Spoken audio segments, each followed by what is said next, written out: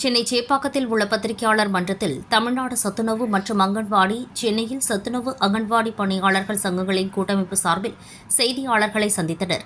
இந்தியாவின் வரலாற்றில் முக்கிய பங்காற்றிய சத்துணவு திட்டம் முதலில் முன்னாள் முதல்வர் எம்ஜிஆர் தலைமையில் தொடங்கப்பட்டதாகவும், குழந்தைகள் ஆரோக்கியத்திற்காக கூடுதலாக முட்டைகளை வழங்கும் வழியையும் ஏற்படுத்தி சிறப்பாக செயல்பட்டதாகவும் கூட்டமைப்பு தெரிவித்தது. இந்த திட்டத்தில் பணிபுரியும் பணியாளர்களே ஸ்கீமின் முதுகெலும்பு என்றாலும் அவர்கள் இன்று வாழ்வாதார நெருக்கடியில் சிக்கியுள்ளனர். சத்துணவு மற்றும் அங்கன்வாடி பணியாளர்களுக்கு வாழ்வாதார ஓய்வூதிய திட்டத்தை மாற்றித் தருவோம் என்ற தேர்தல் வாக்குறுதி இன்னும் நிறைவேற்றப்படவில்லை. சென்னை சேப்பாக்கத்தில் உள்ள பத்திரிகையாளர் மன்றத்தில் தமிழ்நாடு சத்துணவு மற்றும் அங்கன்வாடி பணியாளர் சங்கங்களின் கூட்டமைப்பு சார்பில் செய்தியாளர்களை சந்தித்து பல்வேறு கோரிக்கைகளை வலியுறுத்தினர். இந்தியாவின் வரலாற்றில் முக்கிய பங்காற்றிய சத்துணவு திட்டம் முதலில் முன்னாள் முதல்வர் எம்ஜிஆர் தலைமையில் தொடங்கப்பட்டதாகவும், குழந்தைகள் ஆரோக்கியத்திற்காக கூடுதலாக முட்டைகளை வழங்கும் வழியையும் ஏற்படுத்தி சிறப்பாக செயல்பட்டதாகவும் கூட்டமைப்பு தெரிவித்தது. இந்த திட்டத்தில் பணிபுரியும் பணியாளர்களே ஸ்கீமின் முதுகெலும்பு என்றாலும் அவர்கள் இன்று வாழ்வாதார நெருக்கடியில் சிக்கியுள்ளனர் என்றும் பேசினர். சத்துணவு மற்றும் அங்கன்வாடி பணியாளர்களுக்கு வாழ்வாதார ஓய்வூதிய திட்டத்தை மாற்றித் தருவோம் என்ற தேர்தல் வாக்குறுதி இன்னும் நிறைவேற்றப்படவில்லை. இதுகுறித்து பென்ஷன் கமிட்டியை சந்தித்து பிரச்சினைகளை விளக்கியிருந்தாலும் இன்று வரை எந்த தீர்வும் கிடைக்கவில்லை என சங்கத் தலைவர்கள் தெரிவித்தனர். அரசாணை பிறப்பிக்கப்பட்டிருந்தும் சத்துணவு மையங்களில் 85,000க்கும் மேற்பட்ட காலி பணியிடங்கள் இன்னும் நிரப்பப்படாமல் உள்ளன. இதனால் பணியாளர்கள் மீது வேலைச்சுமை அதிகரித்து குழந்தைகளுக்கு வழங்கப்படும் சேவையிலும் பாதிப்பு ஏற்படுகிறது. சென்னை, மதுரை, கோவை, திருநெல்வேலி போன்ற மாநகராட்சிகளில் உள்ள சில பள்ளிகளில் ஒரே சத்துணவு மையத்தில் 800க்கும் மேற்பட்ட குழந்தைகளுக்கு ஒருவர் மட்டுமே சேவை செய்து வருகிறார்கள். இந்த பிரச்சினைகளுக்கு தீர்வு காண அடுத்த மாதம் சென்னை நகரில் தமிழ்நாடு சத்துணவு அங்கன்வாடி பணியாளர் மாநில மாநாடு நடைபெறவுள்ளது. இதில் முதல்வரும் துணை முதல்வரையும் அழைத்து கலந்து கொள்ள அழைப்பிதழ் வழங்கப்பட்டுள்ளதாக கூறப்பட்டது. அரசு ஊழியர்கள் மற்றும் ஆசிரியர்களுக்கு பழைய ஓய்வூதிய திட்டம் குறித்து பல்வேறு சங்கங்கள் போராட்டத்தில் ஈடுபட்டு வரும் நிலையில் சத்துணவு மற்றும் அங்கன்வாடி பணியாளர்களும் தங்களது பிரச்சினைகள் குறித்து ஆர்ப்பாட்ட களத்தில் இறங்க தயாராக உள்ளனர் என கூட்டமைப்பு வலியுறுத்தியது. மேலும் சில பெரிய ஊழியர் அமைப்புகள் தங்கள் போராட்டங்களில் சத்துணவு பணியாளர்களை பங்கேற்க அழைக்கிறார்கள். ஆனால் அவர்களின் கோரிக்கைகளுக்கு தீர்வு காண நடவடிக்கை எடுக்கப்படவில்லை என்ற குற்றச்சாட்டும் முன்வைக்கப்பட்டது. உலகம் போற்றும் உன்னதமான திட்டம் இந்த சத்துணவு திட்டம். இந்த சத்துணவு திட்டத்திலே பணியாற்றக்கூடிய சத்துணவு பணியாளர்கள், அங்கன்வாடி பணியாளர்களுடைய நியாயமான கோரிக்கைகளை, சட்டமன்ற தேர்தல் வாக்குறுதிகளை நிறைவேற்றக் கோரி எதிர்வரும் நவம்பர் மாதம் சென்னையிலே தமிழ்நாடு சத்துணவு பணியாளர், அங்கன்வாடி பணியாளர்கள் சங்கத்தினுடைய மாநில மாநாட்டை நடத்த உள்ளோம்.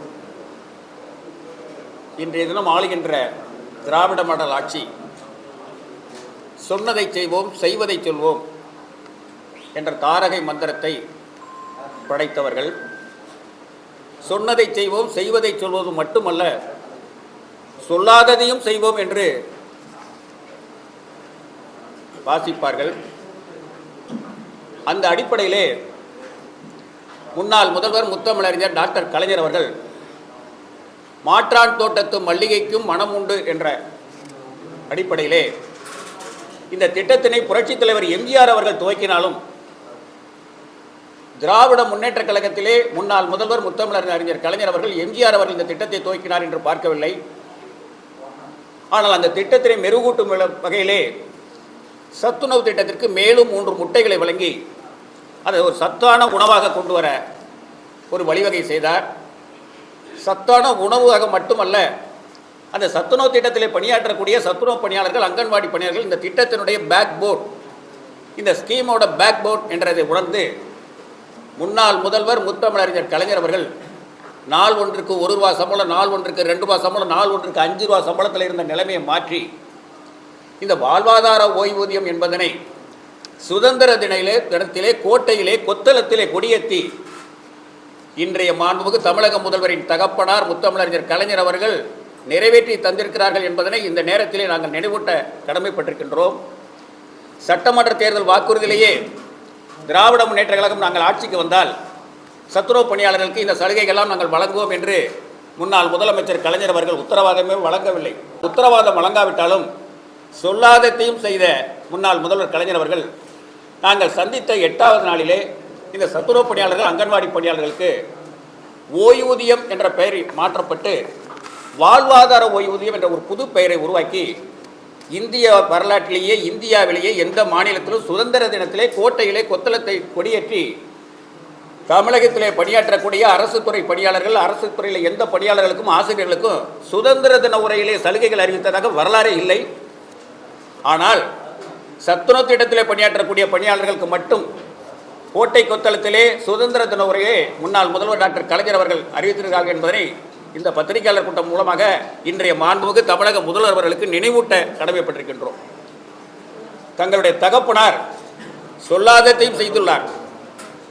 சொன்னதை செய்வோம், செய்வதை சொல்வோம் என்று கூறிய தாங்கள் தேர்தல் வாக்குறுதியிலே சத்துணவு பணியாளர்கள், அங்கன்வாடி பணியாளர்களுக்கு இந்த if you want to dying wage, if you do not want to, if you want to living wage, if you do not want to dying wage, தேவையான சம்பளத்தை கொடு, சாவதற்கு தேவையான சம்பளத்தை கொடுக்காத என்ற நிலையை மாற்றுவோன்னு சொல்லி சட்டமன்ற தேர்தல் வாக்குறுதியிலே இன்றைய முதல்வர் தேர்தல் வாக்குறுதிகளை அளித்திருக்கிறார்கள். அதனைப் போல் இந்த சத்துணவு பணியாளர்கள், அங்கன்வாடி பணியாளர்களுக்கு வாழ்வாதார ஓய்வூதியத்தை மாற்றித் தருவோம் என்று வாக்குறுதி அளித்திருக்கிறார்கள். ஆனால் இன்றைய தினம் இந்த பென்ஷன் கமிட்டி அவர்களை சந்தித்திருக்கிறோம். இந்த சத்துணவு பணியாளர்கள், அங்கன்வாடி பிரச்சனைகளுடைய வாழ்வாதார ஓய்வூதியம் தொடர்பாக நாங்கள் விளக்கி கூறியுள்ளோம். எதை குறிப்பிட்டாலும் சத்துணவு திட்டத்தில் பணியாற்றக்கூடிய இந்த பணியாளர்களுக்கு இன்றைய தினம் பாதி கிணறை கூட தாண்ட முடியாத நிலைமையில் பாலைவனத்தில் பரிதவிக்கும் மான்களாய் சிக்கி தவிக்கிறார்கள். இந்த சத்துணவு பணியாளர்களுக்கு பதவி உயர்வு என்ற பெயரிலே அரசாணைகள் வழங்கப்பட்டு சத்துணவு திட்டத்திலே சத்துணவு மையங்களிலே ஏறத்தாழ 85,000 காலி பணியிடங்கள் இன்று வரை நிரப்பப்படாத ஒரு அவல நிலையில் இருக்கிறது. இந்த 85,000 காலி பணியிடங்கள் நிரப்பப்பட்டதனால் சென்னை, மதுரை, கோவை, திருநெல்வேலி, மதுரை போன்ற மாநகராட்சிகளில் இருக்கக்கூடிய பள்ளிகளிலே ஏறத்தாழ 800-900 குழந்தைகள் பயன்பெறக்கூடிய குழந்தைகளே ஒரு சத்துணவு ஆயா உணவையும் 12:50 மணிக்கு உணவு தயார் செய்து 900 முட்டையை அவித்து 900 முட்டையை ஒரு சத்துணவு ஆயா உரித்து பணியாற்றக்கூடிய அவல நிலையில் தள்ளப்பட்டிருக்கிறார்கள் என்பதை இந்த நேரத்தில் நான் கூறிக்கொள்கிறேன். இந்த நிலையினெல்லாம் மாற்ற வேண்டும் என்பதற்காக அடுத்த மாதம் சென்னையிலே மாநில மாநாட்டை ஏற்பாடு செய்துள்ளோம். மாண்புமிகு தமிழக முதல்வர் அவர்களை இந்த மாநாட்டிலே பங்கேற்க அழைப்பு கொடுத்துள்ளோம். மாண்புமிகு தமிழக முதல்வர் மட்டுமல்ல, இந்த சேப்பாக்கம் தொகுதியினுடைய சட்டமன்ற உறுப்பினரும் இன்றைய மாண்புமிகு தமிழக துணை முதல்வர் மரியாதைக்குரிய உதயநிதி ஸ்டாலின் அவர்களையும் அழைத்திருக்கிறோம். மரியாதைக்குரிய முதல்வர் அவர்களுடைய மனைவி திருமதி துர்கா ஸ்டாலின் அவர்களை கண்காட்சியை துவக்குவதற்காக அழைப்பு விடுத்துள்ளோம். கண்காட்சி என்றால் ஏறத்தாழ 18 சலுகைகளை உங்களுடைய மாமனார் அவர்கள் இந்த சத்துணவு பணியாளர்களுக்கு கடந்த காலங்களில் அறிவித்து வழங்கியிருக்கிறார்கள் என்பதனை கலைவாணர் அரங்கத்திலே கண்காட்சியாக வைத்து அதை குற்றுவிளக்கேற்ற நீங்களே வாருங்கள் என்று அழைப்பு கொடுத்துள்ளோம். இந்த தருணம், இந்த மாநாடு ஒரு வெற்றிகரமான மாநாடாக அமையும் என்ற நம்பிக்கையில் இருக்கிறோம். அதனால் தான் இந்த 10 லட்சம் வாக்குகள் யாருக்கு என்ற தலைப்பிலே இன்றைய தினம் பத்திரிகையாளர்களை நாங்கள் சந்தித்துள்ளோம். வாக்குறுதிகளை நீங்கள் தான் கொடுத்துருக்கிறீங்க. உங்களுடைய தகப்பனார் தேர்தல் வாக்குறுதியில் சொல்லாததெல்லாம் செஞ்சிருக்கிறாரு, நீங்கள் என்ன சொன்னதையே செய்யலை அப்படிங்கிறத சுட்டி காண்பித்தான் இந்த முதல்வர் அவர்களை நாங்கள் அழைக்கிறோம்.